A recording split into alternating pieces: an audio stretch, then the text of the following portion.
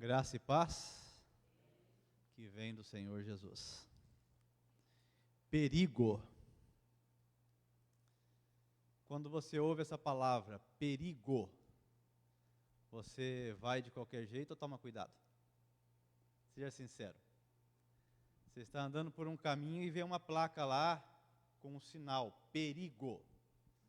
Você toma cuidado ou ignora aquela placa? Seja sincero. Tomamos cuidado, não é? Abra sua Bíblia em João capítulo 5, versículos 39 e 40. Vamos ler esses dois versículos. O versículo 39 eu vou dividir parte A e parte B. João 5, 39, parte A, lemos: Examinais as Escrituras, porque julgais ter nelas a vida eterna. Parte B, e são elas mesmas que testificam de mim. Versículo 40, contudo, não quereis vir a mim para terdes vida.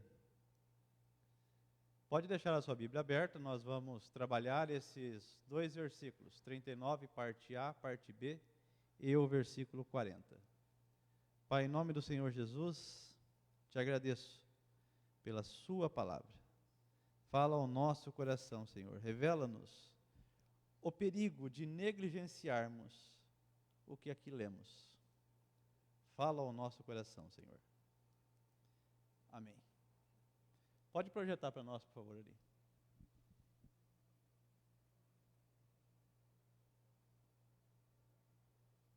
Achou aí, Gabriel?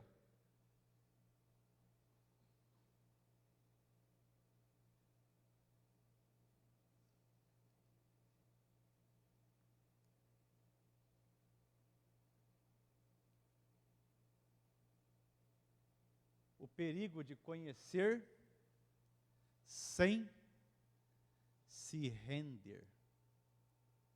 Nós vamos ver claramente que, neste contexto, não somente dos versículos que nós lemos, mas de todo o capítulo 5 e anteriores, havia um conhecimento acerca da palavra de Deus da parte daqueles que ouviam que o Senhor Jesus falava. Eles conheciam, mas eles não se rendiam a quem falava. E é exatamente sobre este perigo que nós vamos falar hoje. Pode passar, por favor. É a leitura que nós fizemos, por isso que eu dividi em parte A e B. Vamos ler novamente. Examinai as Escrituras, porque julgais ter nelas a vida eterna, e são elas mesmas que testificam de mim. Contudo, não quereis vir a mim para terdes vida. Pode passar? Essa imagem que os irmãos estão vendo é uma imagem muito interessante, porque ela retrata uma reunião de filósofos.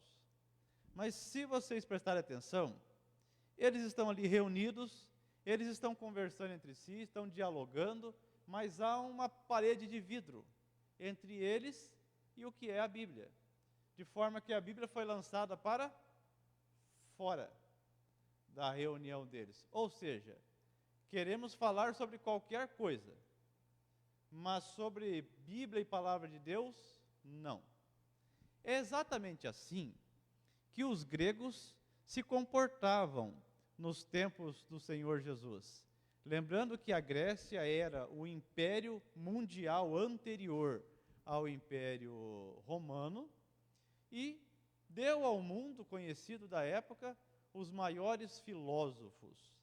E na sua filosofia, eles dissertaram sobre tudo aquilo que nós podemos hoje ter em termos de literatura.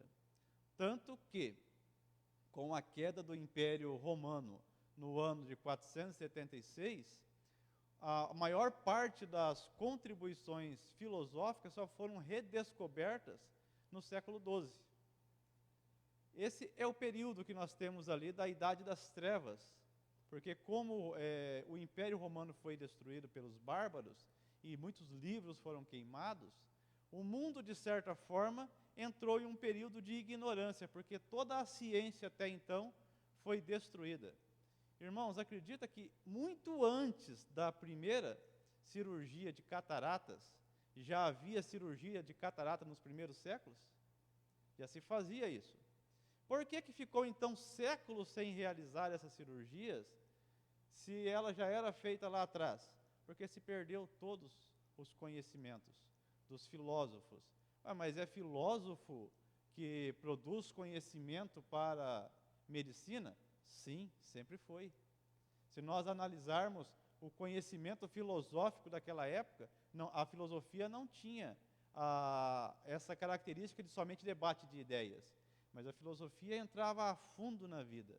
E como medicina é o estudo para a manutenção da vida, a filosofia entrava profundamente também na medicina, e filósofos pesquisavam para descobrir curas. Com todo esse conhecimento perdido, o mundo entrou naquilo que é conhecido em Idade das Trevas. Mas os filósofos, aqui expostos ou representados por essa imagem, discutiam ideias, não querendo, contudo, ter no meio das suas ideias nada que se refira à palavra de Deus. Mais ou menos como Paulo, quando discursava no Areópago, e de repente discursa sobre a ressurreição do Senhor Jesus. Quando ele fala isso, o que os gregos, filósofos que ali estavam, diz para ele? Sobre isto te ouviremos outro dia. Você foi longe demais no seu assunto, você foi profundo demais nisso daí, é demais para a nossa capacidade de pensar, nós debatemos muitas coisas, agora a ressurreição dos mortos, nós não debatemos, porque até hoje ninguém ressuscitou para que nós pudéssemos falar acerca disso. Não era importante, não era interessante.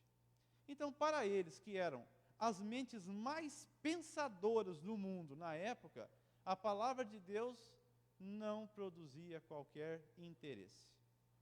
E eles falavam sobre tudo. E o Logos, então? Quanto que eles debateram, quanto que eles falaram acerca do Logos. O Logos era uma palavrinha central no discurso de qualquer filósofo grego. Se não dissertasse durante horas sem parar sobre o Logos, nem filósofo era considerado. Mas o que era o Logos, então? O Logos nem tinha sequer uma expressão definida. A primeira exegese que eu fiz sobre essa palavra, acredite os irmãos, se quiser, eu gastei mais do que 30 folhas de sulfite e não terminei de dissertar sobre o tamanho conteúdo que já foi tratado acerca dessa palavra, o Logos. Para resumir em 2 palavras, o Logos podia ser a verdade, o Logos poderia ser o sentido. Mas isso, um resumo assim, que nem arranha a superfície. O Logos era a totalidade. O Logos era tudo. O mundo criado era o Logos, a verdade é o Logos, a vida é o Logos, tudo é o Logos. E aí, João, quando vai escrever o Evangelho, no capítulo 1, versículo 1, o que João escreve? En arkein ho logos, kai ho logos, en proston theon, kai ho logos. O Logos ali está presente. No princípio era o Logos, e o Logos estava com Deus, e o Logos era Deus. Aí este Logos nós traduzimos para as nossas traduções, ora como palavra, ora como verdade. No princípio era a palavra, ou no princípio era a verdade, ou o verbo, e o verbo estava com Deus, e o verbo era Deus. Percebe que nós não temos nem como traduzir essa palavra? Verbo está certo? Está. Palavra está certo? Está. Verdade está certo? Está. Tudo está correto. Mas tudo isso se refere a algo muito maior, dentro do plano daquilo que Deus quis revelar à humanidade. Foi isso que Agostinho quis dizer quando ele disse que os filósofos bateram até na porta do céu, mas por ignorarem o Filho de Deus, não puderam entrar, porque eles foram fundo nas suas exegésias, acerca de escafandriar o conteúdo mais profundo do conhecimento e da revelação. Mas quando bateram na linha tênue, que é onde nós temos que substanciar e entregar todo o conteúdo ao Filho de Deus, nele não creram e ficaram então somente no conhecimento acerca da revelação humana e não substanciaram isso para algo mais profundo, que é o Filho de Deus, aquele que dá sentido e razão a todas as coisas, a tudo aquilo que foi criado, à vida em si. Por isso que eu coloquei esta imagem, para que nós tenhamos um panorama acerca daquilo que o Senhor Jesus está dizendo aqui nesses versículos. Porém, pensar neste perigo que ele disse: examinai as Escrituras, porque julgais ter nelas a vida eterna, e são elas mesmas que testificam de mim. Contudo, não quereis vir a mim para terdes vida. Tentar explicar estes versículos à luz de pessoas que não creem no Senhor Jesus está errado. Não faz sentido nenhum. Porque aqui o Senhor Jesus não discursava a gregos. A quem é que ele discursava? A judeus. O seu discurso, e não era para qualquer judeu, era para o sinédrio, que eram os maiorais dentre os judeus, os professores, aqueles que detinham o conhecimento e que ensinavam o povo as palavras de Deus. O que o Senhor Jesus estava dizendo a eles? Vocês examinam a Escritura e vocês estão fazendo a coisa certa, porque vocês julgam ter nelas a vida eterna. Só que enquanto vocês fazem isso, vocês cometem um erro que vocês não deveriam jamais cometer. Vocês analisam as Escrituras, mas a mim vocês não querem vir para terem vida. A mim vocês não querem dar ouvidos. A mim vocês não querem ouvir. O Senhor Jesus curava um homem doente. Ao invés deles darem glória a Deus, eles tentavam atribuir isso em alguns momentos a demônios. Em outros momentos, a mentira, tentando fazer com que aquela pessoa que foi curada, na verdade, nunca fosse doente, que fosse uma farsa. Mas aí esbarravam na verdade, pois se tratava muitas vezes de pessoas que tinham nascido doente, que tinham crescido doente e que eram conhecidos ali de uma vida toda. Como é que eles iriam atribuir uma farsa a isso? Então, quando eles não podiam, quando eles não conseguiam negar que algo muito grande aconteceu, que algo sobrenatural aconteceu, então entravam com uma ameaça. Não fale desse homem, porque se falar dele, nós vamos expulsar vocês da sinagoga. O cego, por exemplo, que foram perguntar aos pais, isso que aconteceu, não pergunta para nós não, ele é maior de idade, pergunta para ele, por que os pais responderam assim? Para não sofrer a devida punição, que eles tentavam colocar a todo aquele que cresce e que continuasse falando acerca daquilo que o Senhor Jesus fez. Então eles dividiam entre a Escritura que tinham e Jesus, tentando tirar Jesus fora das Escrituras, coisa que não há qualquer possibilidade. Uma das músicas que nós cantamos aqui hoje, ele tabernaculou entre nós, é João 1,14. O tabernáculo de Deus foi firmado entre nós. Vimos a sua glória, glória como unigênito Filho de Deus. Irmãos,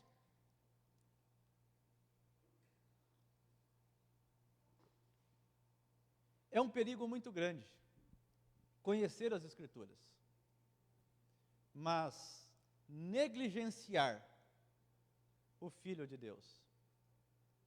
E muitas vezes nós corremos esse risco. Nós vamos ver quando é que nós corremos esse risco. Talvez não com palavras, talvez nós não vamos falar como dizem os gregos filósofos, não quero saber, não, talvez nunca será o nosso caso. Talvez nunca será o nosso caso também, como o sinédrio judeu, que persegue, que não acredita, que atribui a demônios. Não. Mas talvez nós não deixemos o evangelho dele, que é a palavra dele, transformar a nossa vida. E aí nós ficamos somente com o conteúdo, o conhecimento. E é aí que nós corremos o risco do versículo 39. Examinai as Escrituras, porque julgais ter nelas a vida eterna, e são elas mesmas que testificam de mim. Mas aí entra o versículo 40. Contudo, não quereis vir a mim, para terdes vida. O que é ter vida, irmãos? É estar vivo? Para estar vivo, basta que nós venhamos a nascer e percorrer o tempo que nós temos de vida aqui. Não é nesse sentido que o Senhor Jesus está falando, mas é ter vida no sentido que ele disse que aquele que nele crer, do seu interior fluirão rios de água viva. Ou seja, é ser cheio do Espírito Santo, é ser cheio do poder de Deus. Isto entendido, pode passar, por favor. Nós vamos, primeira análise que nós devemos fazer desse versículo 39, parte A, como eu vou dividir, é que conhecer sem se render gera uma fé estéril e sem frutos. Gera uma fé, vamos lá. Não existe fé estéril e sem frutos, para começar a explicar isso daqui. Mas para ficar didático, eu coloquei desta forma, porque fé é algo que é vivo. Se você tem, assim, existe uma sequência de fatos que ocorrem depois da fé. Então, se você não gera frutos, na verdade você não tem fé, porque fé leva a obras. É por isso que Paulo disserta a fé sob o aspecto da cruz, e Tiago disserta as obras sob o aspecto da cruz também. Para um leitor inicial, alguém que está iniciando no Evangelho, quando ele lê Romanos 4 e lê Tiago 2, ele chega à seguinte conclusão: aqui há uma discordância. Aqui estão falando sobre a mesma coisa, sob ótica diferente, mas não há discordância alguma. O que Paulo está dizendo é necessário a fé. O que Tiago está dizendo deixa eu explicar de forma prática o que a fé produz. Então não existe fé estéril. Não há nenhuma possibilidade de existir fé estéril. Mas eu coloquei dessa forma para ficar didático. Conhecer sem se render gera uma fé estéril e sem frutos. O que os irmãos estão entendendo aí nesta imagem que estão vendo? Reconhecem a folha dessa árvore? Ela é totalmente reconhecida lá em Israel. Dos dois símbolos, ela é uma. Quais são os dois símbolos de Israel? A figueira e a videira. Esta é a figueira. Aqui está uma figueira que tem folhas, mas se observarem bem no tronco dela, ele já está seco. E cadê o fruto? Onde é que está o fruto? O desejado fruto, o esperado fruto. Ninguém planta uma figueira para se alimentar de folhas. Planta uma figueira para se alimentar de figos. Foi por isso que o Senhor Jesus, em determinada ocasião, ele criou uma ilustração. Ninguém ilustrou tão bem as verdades divinas quanto o Senhor Jesus. Quando ele chega na figueira, em época de estar produzindo, e ela não estava produzindo, o que ele faz com a figueira? Os irmãos se lembram? Ele a amaldiçoa. E os discípulos ficaram olhando e não acreditaram que ela secou tão rápido. Mas o que foi que o Senhor Jesus quis mostrar com aquilo? Ele é impaciente com a natureza? Foi isso que o Senhor Jesus quis dizer? Não, irmãos. A figueira é o símbolo de qual nação? De Israel. A nação que trouxe o Messias ao mundo. O povo formado por Deus desde Abraão. Espera-se desta nação o quê? Fruto. Fruto do quê? Fruto da fé. Se não há o fruto da fé, qual que é o final? A seca. E por fim, a morte. Foi isso que o Senhor Jesus quis simbolizar. Que se nós que conhecemos a palavra dele não frutificarmos, qual será o final disso? Não haverá final feliz. E aqui então,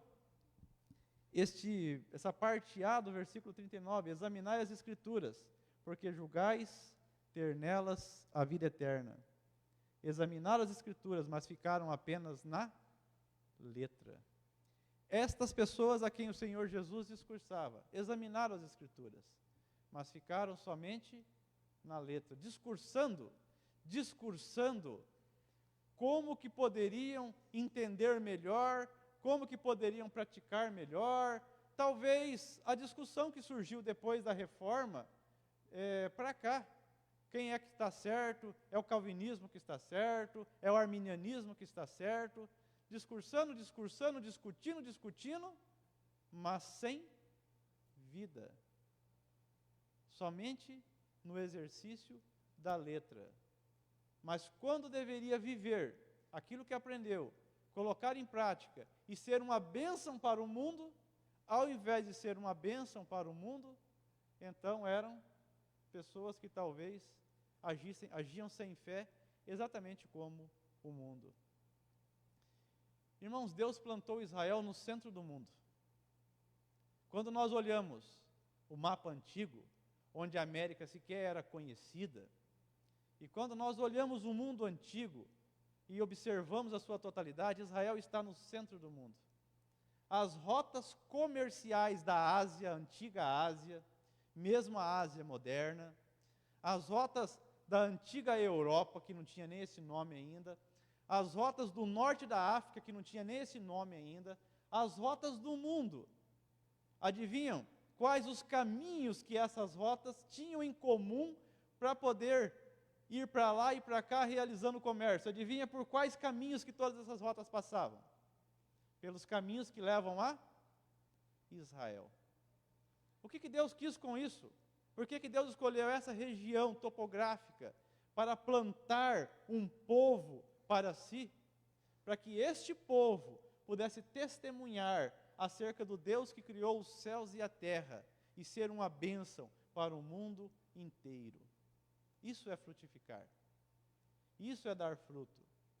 É o mundo ver que nós temos algo diferente. Que nós nos comportamos de forma diferente no sofrimento. Que nós temos um comportamento de forma diferente na alegria. Porque a alegria leva muita gente para longe de Deus.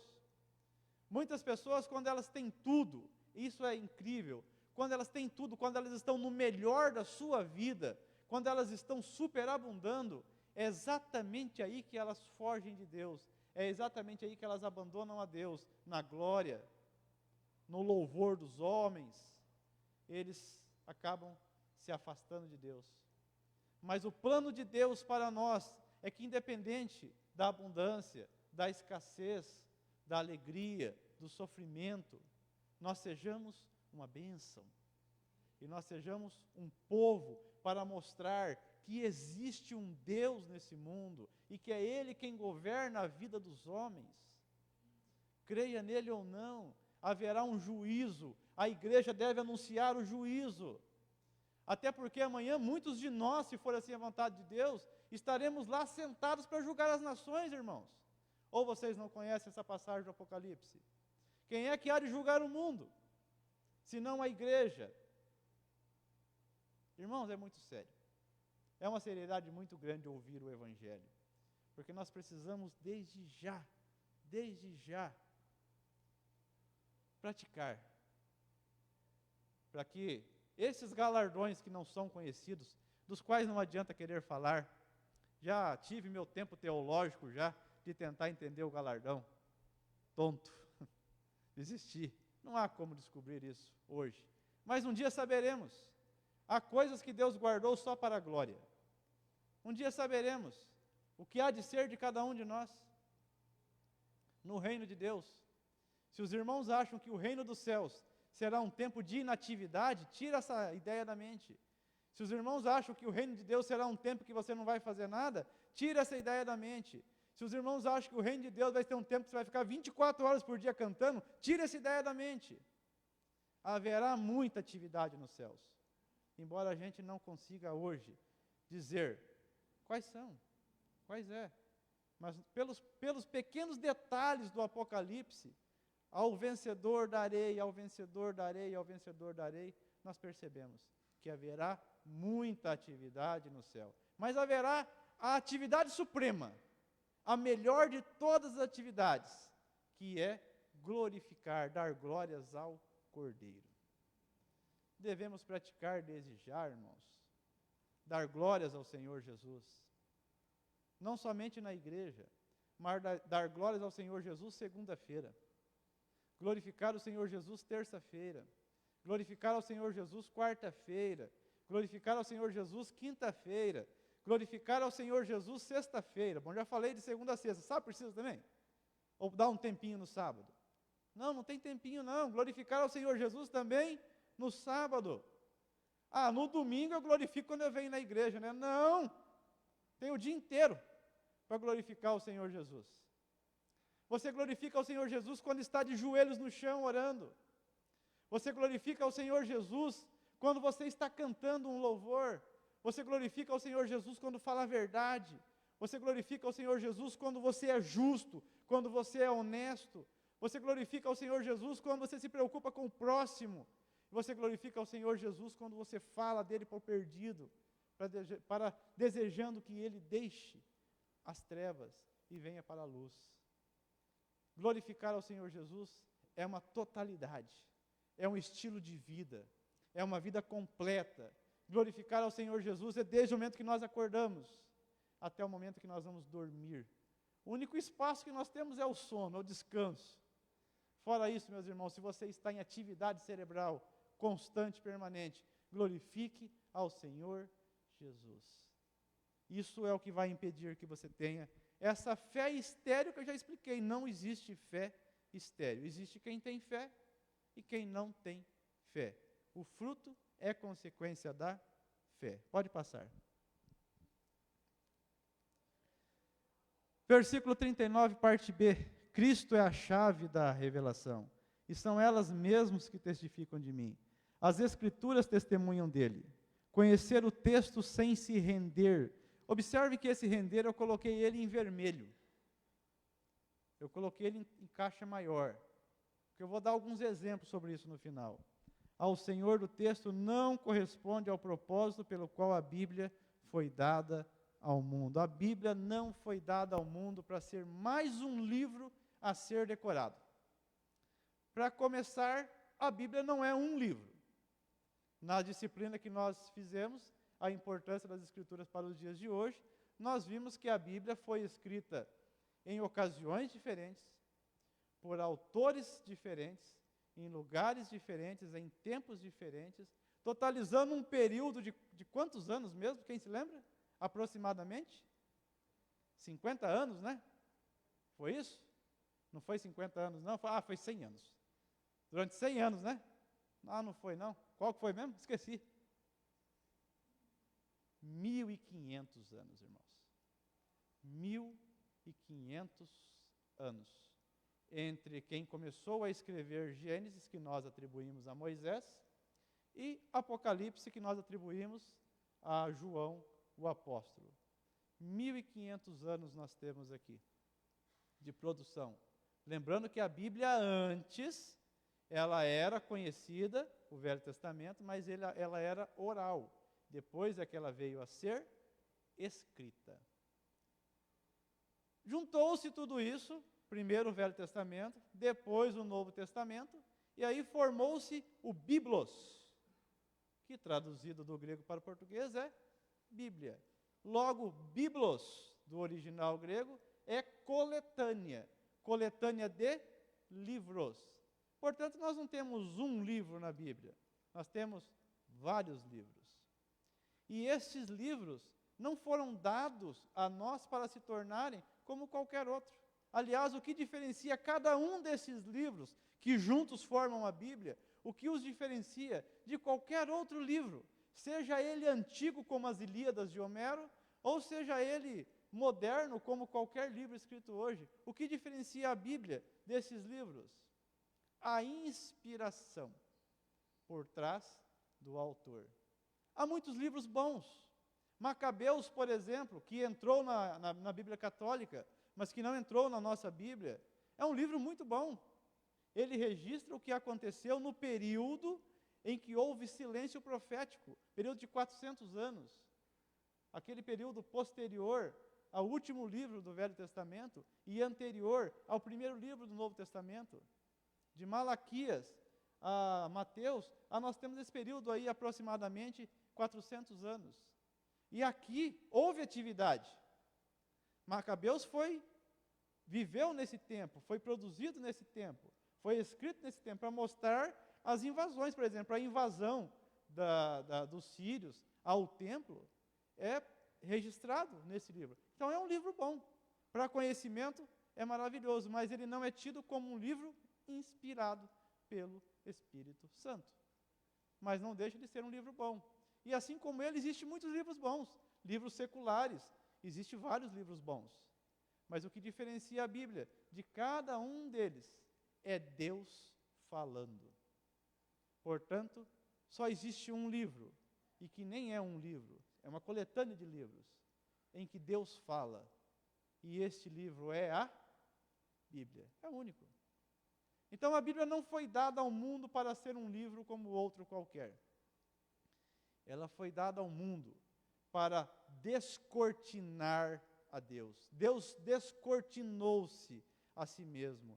Tudo que Deus quis revelar acerca de si mesmo, Ele revelou na sua palavra. E tudo que Deus não quis revelar, Ele não revelou, Deuteronômio 29, 29. Tudo que Ele quis revelar, aqui está. Portanto, se você quer conhecer a Deus, leia a Bíblia. E assim você conhecerá tudo o que Deus quis que você conhecesse acerca dele. Você vai conhecer tudo de Deus? O dia que você conseguir isso, você se tornou igual a Ele. Então, não, você não vai conhecer tudo de Deus, mas tudo que Deus revelou de si mesmo, isso você irá conhecer. Muitas pessoas traduzem teologia da forma errada. Traduzem teologia como conhecimento de Deus. Eu vou conhecer a Deus. Teologia não é conhecimento de Deus. Teologia é o estudo do conhecimento que Deus revelou acerca de si mesmo, ou o estudo do conhecimento revelado de Deus. Nós estudamos, como teólogos, tudo aquilo que Deus revelou. E aquilo que Deus não revelou? Conjectura.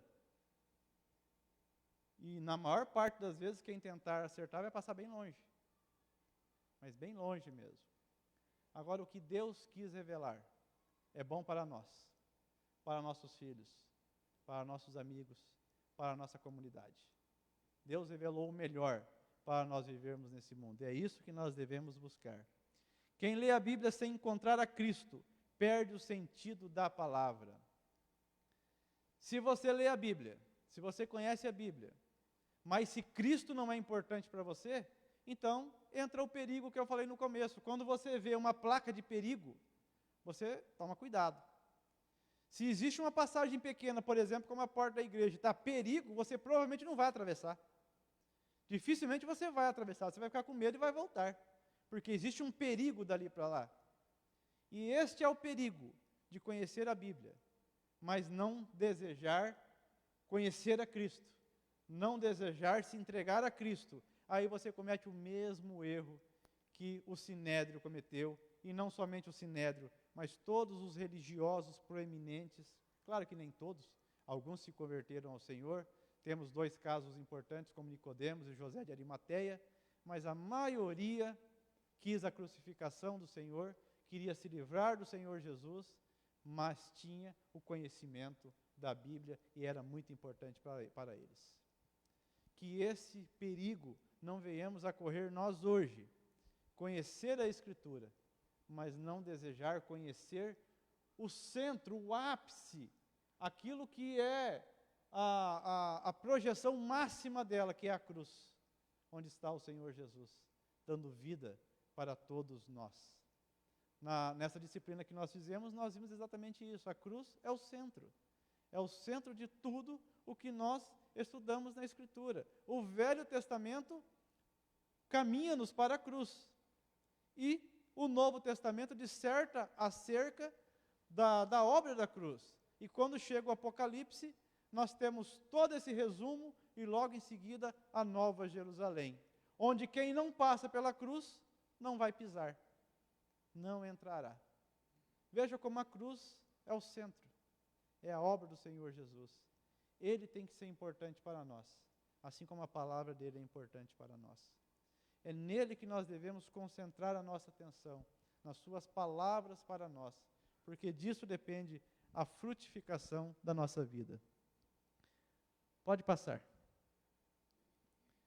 A vida está em Jesus, não na letra, versículo 40. Contudo, não quereis vir a mim para terdes vida.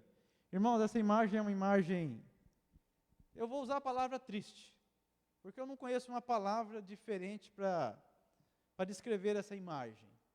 Claro que essa imagem não é real, ela foi gerada por inteligência artificial, mas ela bem poderia representar uma realidade, onde pessoas estão ali sedentas,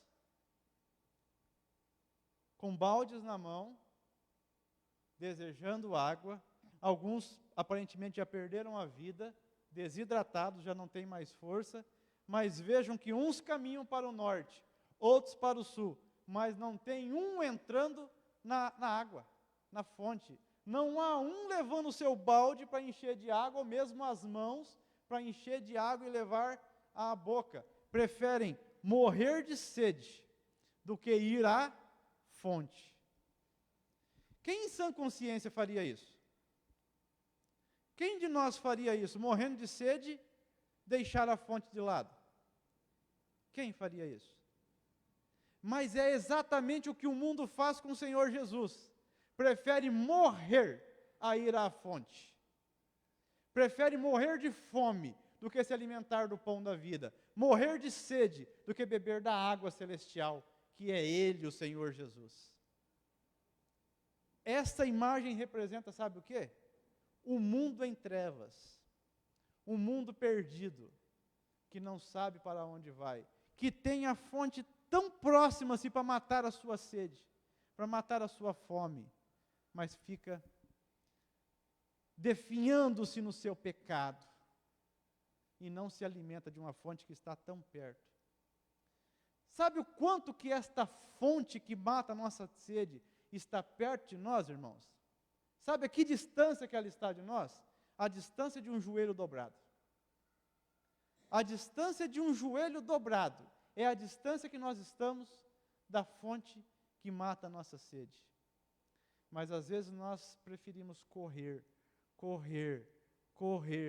e corre mais do que eu corro aí pelas ruas de Porto Alegre, para correr do Senhor Jesus. O mundo faz isso, mas às vezes a igreja faz isso também. Porque ao invés de dobrar os seus joelhos e se saciar, de se encher, de se completar, prefere gastar o tempo com qualquer coisa que não preenche, que não alimenta, que não sacia, mas não dobra o joelho de jeito nenhum. Não abre a palavra de jeito nenhum. Prefere morrer a ir à fonte. Irmãos, não há qualquer sabedoria nisso. Nenhuma. Nenhuma sabedoria nisso. Por que então às vezes fazemos isso? A verdadeira vida só é recebida quando nos aproximamos de Cristo. E novamente, quem está ali destacado, nos rendemos a Ele. No final eu vou definir aqui um pouquinho do que eu estou pensando sobre se render. O que é se render? Vou definir um pouquinho. Pode passar. Quem se rende a Cristo? Tem comunhão com Deus, restauração do Éden, não vou me prolongar aqui, mas quando Paulo diz, quem está em Cristo é nova criatura é tradução pobre, a tradução correta seria, quem está em Cristo é nova criação. porque em Cristo a velha criação que foi perdida, ela foi restaurada, Cristo trouxe-nos de volta ao Pai. Aquela maravilhosa pergunta de Deus lá no Éden a Adão: Adão, onde estás? Logo depois do pecado. Primeira atitude de Adão depois do pecado, se escondeu de Deus. Primeira atitude de Deus depois do pecado, procurar o fujão. Primeiro detetive da história, Deus. Vamos encontrar o fujão. O fujão estava lá escondido de Deus, com vergonha.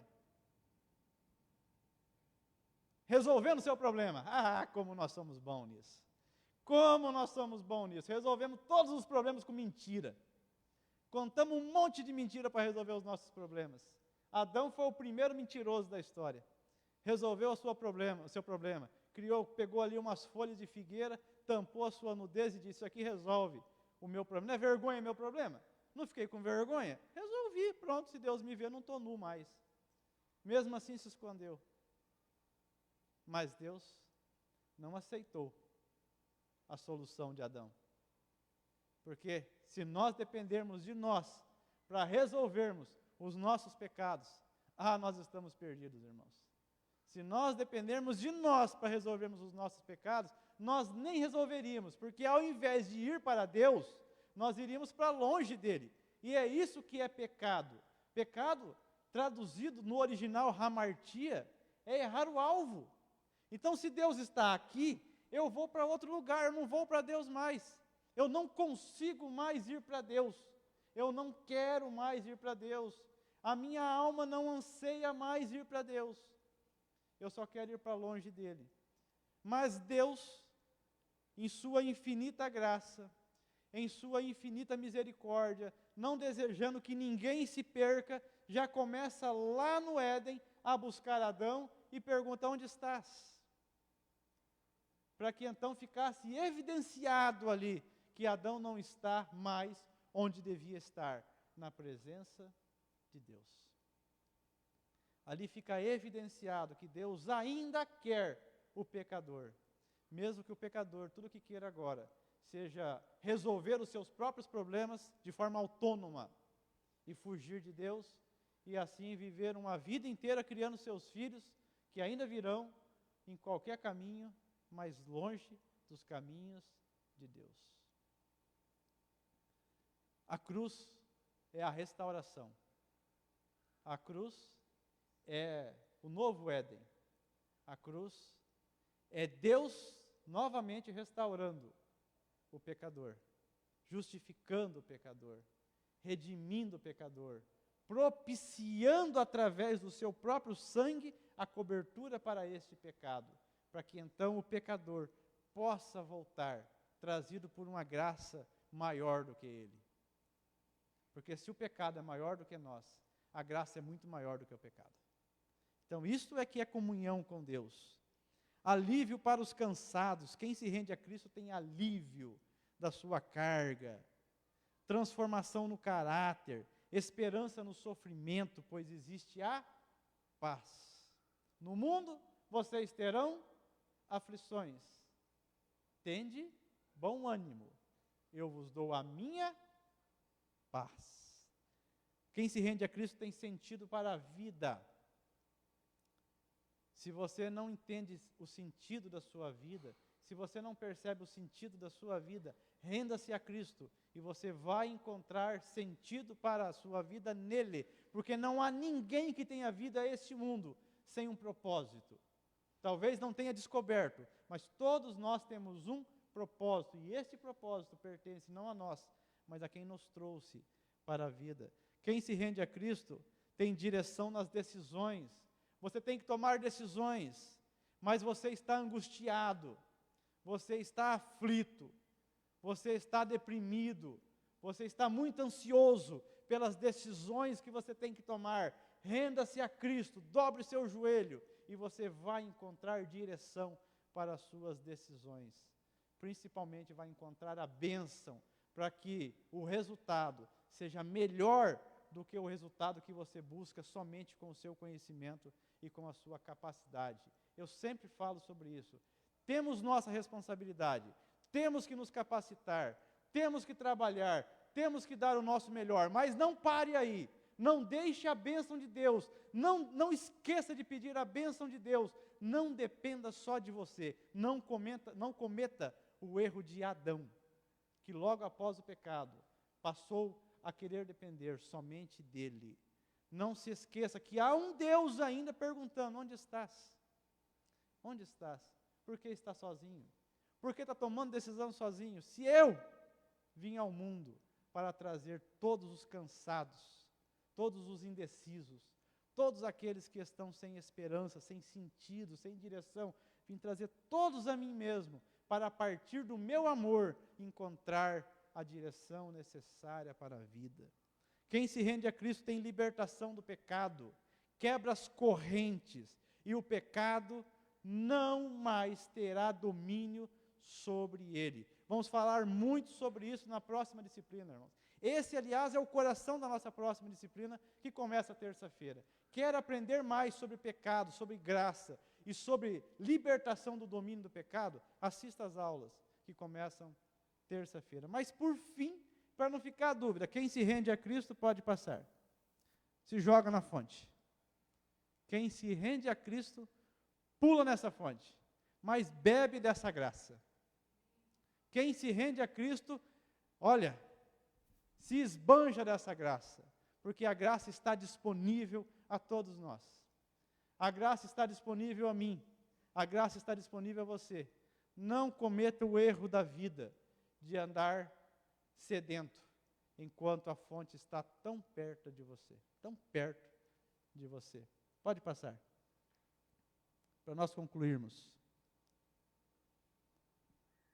Mais um aí, por favor. O perigo de conhecer sem se render. Conhecimento não é suficiente. Se não há transformação interior, não é o Evangelho de Cristo. Porque o Evangelho de Cristo transforma. Se não há transformação, não é o Evangelho de Cristo, é só conhecimento. Conhecimento não transforma ninguém. Já conheci muita gente vivendo uma vida destruída, mas com os versículos bíblicos todo decorado na mente. Conhecimento não transforma. Cristo é a chave da revelação. Tenha comunhão com Ele. Dobre seus joelhos. Crie o hábito de chegar no domingo, escrevendo talvez numa agenda, talvez seja o caso, pensei aqui agora, tem uma agenda, escreva a cada domingo, quanto tempo você passou de joelho na semana, e vá vendo ali, no decorrer dos meses e dos anos, se houve uma evolução aí, nesse tempo de joelhos no chão. Crie o hábito de uma vez por semana, anotar, passei tanto tempo de joelho no chão. Faça isso de janeiro a janeiro, e veja se houve evolução, porque se não houve evolução, perigo. Perigo. A vida está em Jesus, não na letra. Beba da água da vida. Essa vida interior é que causa mudança no exterior. Pule nessa fonte, meu irmão. Beba dessa água, que é Jesus. Alimente-se desse pão, que é Jesus. Ele transforma a sua vida. Se você não fizer isso, você vai ser mais um que vai fazer parte das estatísticas. A estatística que diz que nós somos já maiores do que os católicos no Brasil. Mas nem todos são renovados. Nem todos têm fé. Nem todos têm fruto. Porque o conhecimento não muda nada. Mas a vida com Cristo, crendo nele e vivendo da graça, essa sim, essa nos torna nova criação de Deus. E aí a vida velha fica para trás e para frente a vida nova. Amém? Pai, em nome do Senhor Jesus, obrigado pela sua palavra, Senhor. Nos permita agora, a cada dia, vivermos uma nova vida, Senhor. A vida da nova criação em Cristo.